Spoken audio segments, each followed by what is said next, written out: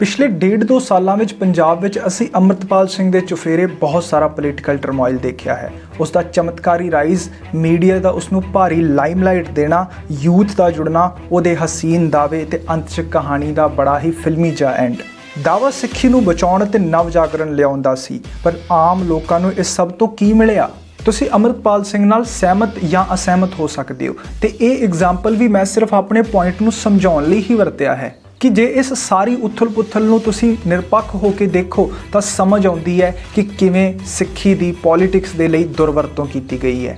ਧਰਮ ਦਾ political misuse ਹੋਇਆ ਹੈ ਤੇ ਇਹ ਸਿਰਫ ਸਿੱਖੀਜ਼ਮ ਨਾਲ ਨਹੀਂ ਹੋ ਰਿਹਾ ਬਲਕਿ ਹੋਰ ਬਹੁਤ ਸਾਰੇ ਧਰਮਾਂ ਨਾਲ ਹੋ ਰਿਹਾ, ਜਿਸ ਨੂੰ ਅੱਜ ਅਸੀਂ ਇਸ ਵੀਡੀਓ ਵਿੱਚ ਸਮਝਣ ਦੀ ਕੋਸ਼ਿਸ਼ ਕਰਾਂਗੇ।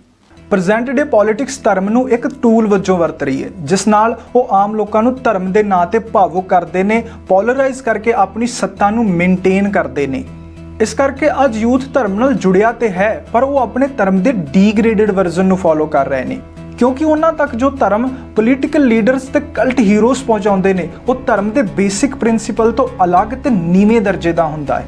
ਇਸ ਚੀਜ਼ ਨੂੰ ਸਮਝਣ ਲਈ ਸ਼੍ਰੀਲੰਕਾ ਦਾ ਐਗਜ਼ਾਮਪਲ ਬਹੁਤ ਵਧੀਆ ਹੈ, ਜਿੱਥੇ ਸ਼ਾਂਤੀ ਪ੍ਰਿਯ ਤੇ ਅਹਿੰਸਾ ਦੀ ਗੱਲ ਕਰਨ ਵਾਲੇ ਬੁੱਧ ਧਰਮ ਦਾ ਮਿਸਯੂਜ਼ ਕਰਕੇ ਰਾਜਪਕਸ਼ਾ ਫੈਮਿਲੀ ਨੇ ਕਈ ਸਾਲ ਤੱਕ ਰਾਜ ਕੀਤਾ ਤੇ ਬੁੱਧਾਂ ਨੂੰ ਹਿੰਦੂ ਤਮਿਲਸ ਦੇ ਖਿਲਾਫ ਭੜਕਾਇਆ, ਜਿਸ ਕਰਕੇ ਸ਼੍ਰੀਲੰਕਾ 'ਚ ਕਈ ਸਾਲ ਸਿਵਲ ਵਾਰ ਚੱਲਿਆ ਤੇ ਬੁੱਧਾਂ ਨੇ ਆਪਣੇ ਧਰਮ ਦੇ ਬੇਸਿਕ ਪ੍ਰਿੰਸੀਪਲ ਤੋਂ ਪਾਸੇ ਜਾ ਕੇ ਹਿੰਸਾ ਤੇ ਦੰਗਿਆਂ 'ਚ ਪਾर्टिसिपेट ਕੀਤਾ। बौद्धों ने मुसलमानों के घरों और दुकानों पर हमला किया, आगजनी की, एक मस्जिद पर भी हमला किया। ਪਿਛਲੇ ਕਈ ਸਾਲਾਂ ਤੋਂ ਇਸ ਫਾਰਮੂਲੇ ਦਾ ਇਸਤੇਮਾਲ ਕਰਕੇ ਇੰਡੀਆ ਦੇ ਵਿੱਚ ਸੱਤਾ ਨੂੰ ਮੇਨਟੇਨ ਕੀਤਾ ਗਿਆ ਹੈ। ਪੰਜਾਬ 'ਚ ਵੀ ਇਸ ਫਾਰਮੂਲੇ ਨੂੰ ਕਈ ਵਾਰ ਵਰਤਿਆ ਗਿਆ ਹੈ, ਪਰ ਅਜੋਕੇ ਟਾਈਮ 'ਚ ਸੋਸ਼ਲ ਮੀਡੀਆ, ਰਿਲੀਜੀਅਸ ਇੰਸਟੀਟਿਊਟਸ ਤੇ ਕਲਟ ਹੀਰੋਜ਼ ਦਾ ਇਸਤੇਮਾਲ ਕਰਕੇ ਯੂਥ ਨੂੰ ਪ੍ਰਭਾਵਿਤ ਕੀਤਾ ਜਾ ਰਿਹਾ ਹੈ। ਸਾਨੂੰ ਲੱਗਦਾ ਹੈ ਕਿ ਅਸੀਂ ਆਪਣੇ ਧਰਮ ਲਈ ਕੰਮ ਕਰ ਰਹੇ ਹਾਂ, ਪਰ ਅਸਲ ਦੇ ਵਿੱਚ ਅਸੀਂ ਕਿਸੇ ਆਰਗੇਨਾਈਜੇਸ਼ਨ ਜਾਂ ਪੋਲੀਟੀਕਲ ਪਾਰਟੀ ਦੇ ਵਰਕਰ ਬਣ ਕੇ ਰਹਿ ਚੁੱਕੇ ਹੁੰਨੇ ਆ। ਇਹ ਸਾਰੀ ਗੇਮ ਜਿੰਨੀ ਆਸਾਨ ਦਿਸਦੀ ਓਨੀ ਹੈ ਨਹੀਂ।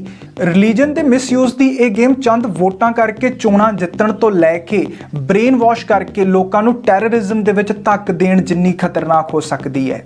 ਤੇ ਇਸ ਸਭ ਨਾਲ ਸਭ ਤੋਂ ਵੱਧ ਨੁਕਸਾਨ ਉਸ ਰਿਲੀਜਨ ਨੂੰ ਹੁੰਦਾ ਹੈ ਜਿਸ ਨੂੰ ਬਚਾਉਣ ਦਾ ਝਾਂਸਾ ਦੇ ਕੇ ਇਹ ਲੋਕਾਂ ਨੂੰ ਆਪਣੇ ਮਗਰ ਲਾਉਂਦੇ ਨੇ, ਕਿਉਂਕਿ ਇਹਨਾਂ ਲੀਡਰਸ ਦੇ ਪਿੱਛੇ ਲੱਗੀ ਭੀੜ ਧਰਮ ਦੇ ਬੇਸਿਕ ਪ੍ਰਿੰਸੀਪਲ ਤੋਂ ਜਾਣੂ ਹੀ ਨਹੀਂ ਹੁੰਦੀ। ਜੈਕਾਰੇ ਲਾ ਕੇ ਕਿਸੇ ਇਨਸਾਨ ਦਾ ਕਤਲ ਤੇ ਰੱਬ ਦੇ ਨਾਂ ਤੇ ਹੋਣ ਵਾਲੀਆਂ ਮੌਬ ਲਿੰਚਿੰਗਾਂ ਇਸ ਗੱਲ ਨੂੰ ਸਿੱਧ ਕਰਦੀਆਂ ਨੇ। ਇਸ ਪੋਲੀਟੀਕਲ ਮਿਸਯੂਜ਼ ਤੇ ਕਲਟ ਹੀਰੋਜ਼ ਨੂੰ ਫੋਲੋ ਕਰਨ ਦੇ ਨਤੀਜੇ ਸਿੱਖੀਜ਼ਮ ਦੇ ਉੱਤੇ ਵੀ ਸਾਫ਼-ਸਾਫ਼ ਦੇਖੇ ਜਾ ਸਕਦੇ ਨੇ।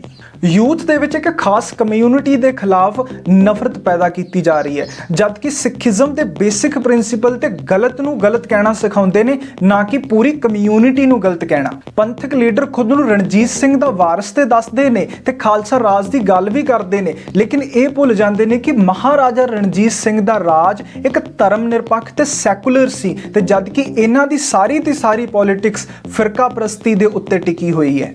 ਕਈ ਵਾਰ ਤੁਸੀਂ ਐਕਸਟ੍ਰੀਮਿਸਟ ਮਾਈਂਡਸੈਟ ਵਾਲੇ ਲੋਕਾਂ ਨੂੰ ਇਹ ਆਰਗੂਮੈਂਟ ਵੀ ਦਿੰਦੇ ਹੋਏ ਸੁਣਿਆ ਹੋਵੇਗਾ ਕਿ ਲੋਕ ਤਾਂ ਅਹਿਸਾਨ ਫਰਾਮੋਸ਼ ਨੇ, ਇਸ ਲਈ ਸਿੱਖਾਂ ਨੂੰ ਲੰਗਰ ਜਾਂ ਸੇਵਾ ਸਿਰਫ ਸਿੱਖਾਂ ਲਈ ਹੀ ਕਰਨੀ ਚਾਹੀਦੀ ਹੈ। ਤੁਸੀਂ ਆਪ ਸੋਚੋ ਕਿ ਜਦੋਂ ਗੁਰੂ ਨਾਨਕ ਨੇ ਇਹ ਸੇਵਾਵਾਂ ਸ਼ੁਰੂ ਕੀਤੀਆਂ ਕਿ ਉਹਨਾਂ ਦਾ ਵੀ ਮਾਈਂਡਸੈਟ ਇਹੀ ਸੀ, ਤੇ ਕੀ ਇਹ ਸੋਚ ਗੁਰੂ ਸਾਹਿਬ ਦੀ ਸੋਚ ਦੇ ਨਾਲ ਮੇਲ ਖਾਂਦੀ ਹੈ? ਪਰ ਸਭ ਤੋਂ ਵੱਡਾ ਸਵਾਲ ਤੇ ਇਹ ਹੈ ਕਿ ਇਹਨਾਂ ਪੋਲੀਟੀਕਲ ਲੀਡਰਸ ਦੇ ਲਈ ਧਰਮ ਦਾ ਮਿਸਯੂਜ਼ ਕਰਨਾ ਇੰਨਾ ਸੌਖਾ ਕਿਉਂ ਹੈ?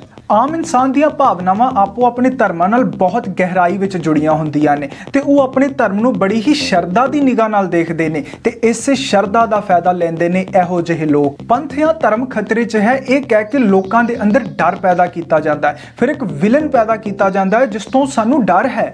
ਭੜਕਾਊ ਤੇ ਜ਼ੋਰਦਾਰ ਭਾਸ਼ਣ ਜ਼ਮੀਨ ਤਿਆਰ ਕਰਦੇ ਨੇ ਤੇ ਭਾਵੁਕ ਹੋਏ ਲੋਕ ਇਹਨਾਂ ਕਲਟ ਹੀਰੋਜ਼ ਤੇ ਪੋਲੀਟੀਕਲ ਲੀਡਰਸ ਦੇ ਮਗਰ ਹੋ ਤੁਰਦੇ ਨੇ।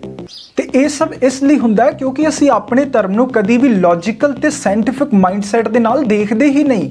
ਅਸਲ ਦੇ ਵਿੱਚ ਸਟੇਜ ਤੇ ਖੜ ਕੇ ਜ਼ੋਰਦਾਰ ਤੇ ਭੜਕੀਲੇ ਭਾਸ਼ਣ ਦੇਣ ਵਾਲੇ ਲੀਡਰਾਂ ਨੂੰ ਸਾਡੇ ਧਰਮ ਨਾਲ ਕੋਈ ਮਤਲਬ ਨਹੀਂ, ਉਹ ਤਾਂ ਸਾਨੂੰ ਵਰਤਦੇ ਨੇ ਸਿਰਫ ਤੇ ਸਿਰਫ ਆਪਣੇ ਏਜੰਡੇ ਦੇ ਲਈ। ISIS ਵਰਗੇ ਸੰਗਠਨਾਂ ਨੇ ਇਸਲਾਮ ਨੂੰ ਕੀ ਦਿੱਤਾ? ਦੁਨੀਆ ਵਿੱਚ ਇੱਕ ਵੀ ਐਗਜ਼ਾਮਪਲ ਐਸਾ ਨਹੀਂ ਜਿੱਥੇ ਐਕਸਟ੍ਰੀਮਿਜ਼ਮ ਦੇ ਨਾਲ ਕਿਸੇ ਧਰਮ ਜਾਂ ਕਮਿਊਨਿਟੀ ਦਾ ਫਾਇਦਾ ਹੋਇਆ ਹੋਵੇ, ਸਗੋਂ ਇਹੋ ਜਿਹੇ ਕੰਮਾਂ ਨਾਲ ਉਸ ਕਮਿਊਨਿਟੀ ਦੀ ਨੈਤਿਕਤਾ ਦਾ ਪਤਨ ਹੀ ਹੋਇਆ ਹੈ।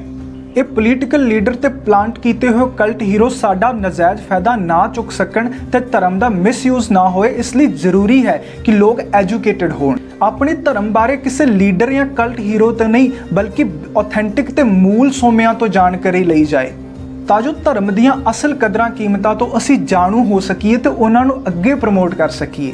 ਇਹੋ ਜਿਹੇ ਲੋਕ ਹੀ ਧਰਮਾਂ ਨੂੰ ਇੱਕ ਦੂਜੇ ਦੇ ਨਾਲ ਲੜਾਉਂਦੇ ਨੇ, ਜਦਕਿ ਜੇ ਤੁਸੀਂ ਸਾਰੇ ਧਰਮਾਂ ਦੇ ਬੇਸਿਕ ਪ੍ਰਿੰਸੀਪਲ ਵੇਖੋਗੇ ਤੇ ਉਹ ਮਾਨਵਤਾ, ਕਰੁਣਾ ਤੇ ਪ੍ਰੇਮ ਵਰਗੇ ਗੁਣਾਂ ਦੀ ਗੱਲ ਕਰਦੇ ਨੇ। ਜੇ ਤੁਹਾਨੂੰ ਸਾਡੀ ਇਹ ਵੀਡੀਓ ਚੰਗੀ ਲੱਗੀ ਤੇ ਬ੍ਰੇਨ ਵਾਸ਼ ਦੇ ਉੱਤੇ ਸਾਡੀ ਬਣਾਈ ਗਈ ਤੁਸੀਂ ਆਹ ਵੀਡੀਓ ਵੀ ਵੇਖ ਸਕਦੇ ਹੋ।